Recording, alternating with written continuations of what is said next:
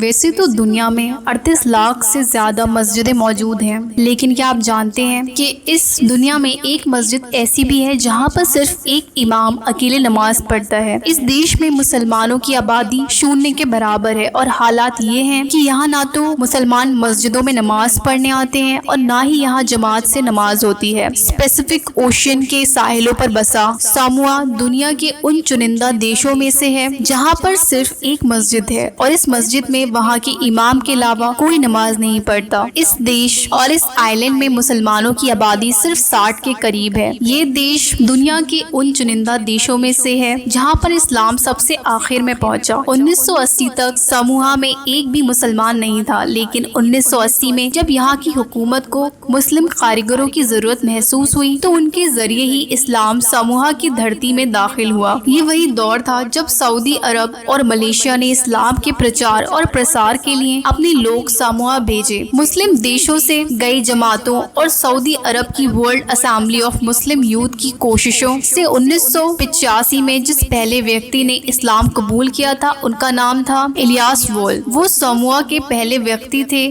جس نے لا الہ الا اللہ پڑھ کر اسلام قبول کیا تھا۔ ان کے اسلام قبول کرنے کے بعد ساموا کے احمد نے اور بہت سے لوگوں نے اسلام قبول کیا، لیکن 1990 میں ایک ایسے انسان نے اسلام قبول کیا جس نے ساموا کے پورے اتہاس کو بدل کر رکھ دیا، اور اس انسان کا نام ہے محمد ڈینیل اسٹینلی۔ محمد ڈینیل اسٹینلی ایک عیسائی تھے جو چرچ اور اپنے دھرم کے لیے اپنا سب کچھ قربان کر چکے تھے، لیکن جب وہ اسلام کی شرن میں آئے تو اس نے ان کے پورے وجود کو بدل کر رکھ دیا۔ ڈینیل اسٹینلی نے نہ صرف اسلام قبول کیا بلکہ اپنا نام بدل کر محمد بن یحییٰ رکھ لیا اور ساموا میں اسلام کے پرچار پرسار کا کام کرنے لگے۔ ساموا کی پہلی مسجد کا نرمان کسی اور نے نہیں بلکہ محمد ڈینیل اسٹینلی نے ہی کیا تھا۔ ساموا کی راجدھانی آپیا میں محمد ڈینیل کے گھر کے ایک کمرے میں بنی یہ مسجد ہی ساموا کی ایک ماتر اکیلی مسجد ہے۔ محمد ڈینیل جہاں پر رہتے ہیں وہاں پر مسلمانوں کی آبادی شونیہ کے برابر ہے۔ یہی وجہ ہے کہ وہ خود ہی اذان دیتے ہیں اور خود ہی امامت کرتے ہوئے اس مسجد میں اکیلے نماز پڑھتے ہیں۔ ساموا کی 2,10,000 آبادی میں صرف 60-65 لوگ مسلمان ہیں، اور وہ بھی آئی لینڈ کے الگ الگ حصوں میں بسے ہوئے ہیں۔ ڈینیل اس جزیرے پر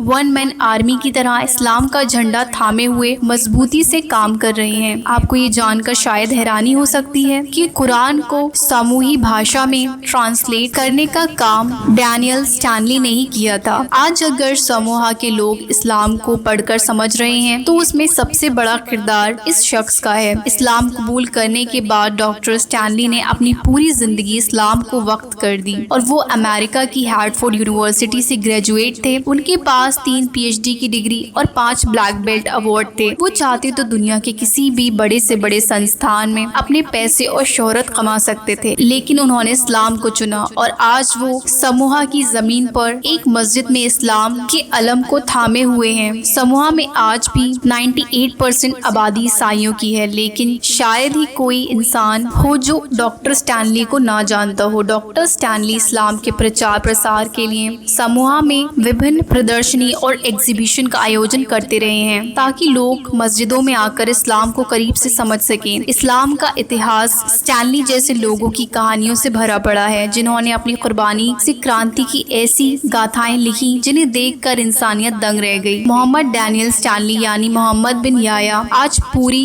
دنیا کے مسلمانوں کے لیے گرو کا وشے بن چکے ہیں۔ دنیا بھر کے لوگ انہیں اس سنگھرش کے لیے مبارکباد پیش کر رہے ہیں۔ امید کرتی ہوں ویورز آپ کو ویڈیو انفارمیٹیو لگی ہوگی۔ ویڈیو پسند آئی ہو تو پلیز اس ویڈیو کو دل سے لائک کریں اور زیادہ سے زیادہ اپنے فرینڈز میں ضرور شیئر کریں۔ ہم آپ سے ملتے ہیں نیکسٹ ویڈیو میں، تب تک کے لیے اللہ حافظ۔